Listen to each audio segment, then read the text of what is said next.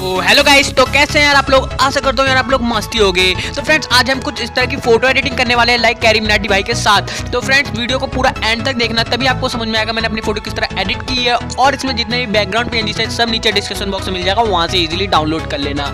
तो वीडियो को अभी तक लाइक नहीं किया तो फटाफट कर दो एक लाइक और चैनल को कर दो सब्सक्राइब। तो बिना टाइम वेस्ट किए वीडियो स्टार्ट करते हैं फ्रेंड्स।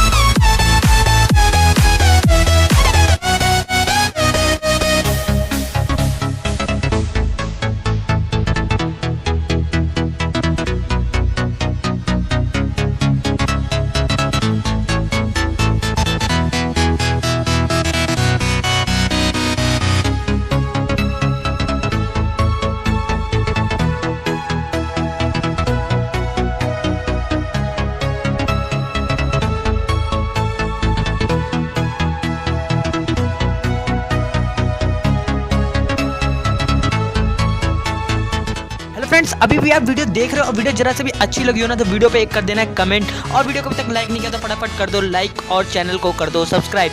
तो मिलते हैं फ्रेंड्स नेक्स्ट वीडियो में, तब तक के लिए गुड बाय।